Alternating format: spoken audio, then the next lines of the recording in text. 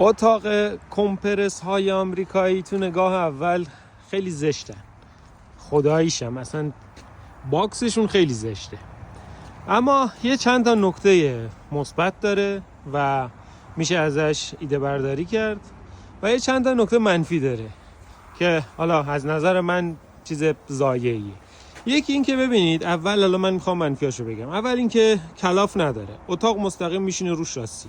واسه اینکه اتاق بشینه رو شاسی، چون کلاف نداره، میان ته شاسی رو نگاه کنید، المانند میبرن، یه نبشی میذارن، گوشواره رو جوش میدن اونجا. خیلی ضایع کاریه این. به همین دلیل اتاقم کوتاهه، یعنی در واقع شما نگاه کنید کمپرس که میکنیم مستقیم میریزه زیر ماشین.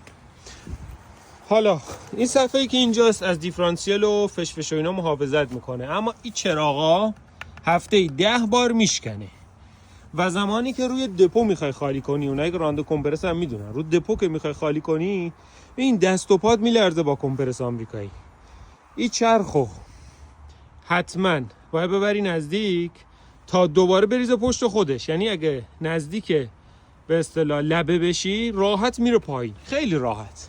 ولی خب کمپرس‌های ایرانی یه 60-70 سال میزنن بیرون، یه بالاخره حاشیه امنی داره. نکته های مثبتی که میخوام بگم، آلیاژش محشره، یعنی دیگه تو آلیاژ حرف نداره. کسایی که مایلر داشتن مخصوصا گسترشی‌ها میدونن اتاق آلیاژ دار یعنی چی. اما این زبونه های عقب مال آمریکا یا بادی باز میشه، مکانیکی نیست دیگه، فنر نمیکشه که زبونه رو باز کنه. این زبونه ها بادی باز میشه، واسه همین چون میتونی تو هر ارتفاعی که دوست داشته باشی بازش کنی و بهت یه قدرت مانور به اینم خوبی میده. نکته دیگه ای که داره مثبت، این خروجی اگزوزه. دود یه به اصطلاح انشعاب از دود گرفته میده تو اتاق، نگاه کن اونجا وارد اتاق میشه. تو زمستون به شدت اتاق گرمه، چیزی یخ نمیزنه تو ماشین و هر چقدر تو کار میکنی اتاقت خشکه و چیزی تو ماشین یخ نمیزنه و خطر چپ کردن کمه.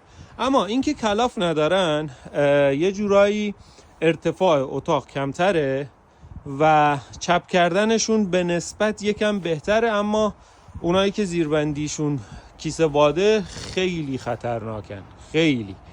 حالا تفاوت ها و به اصطلاح خوبی و بدیایی که اتاق آمریکایی داشتن و خواستم توی کلیپ بگم.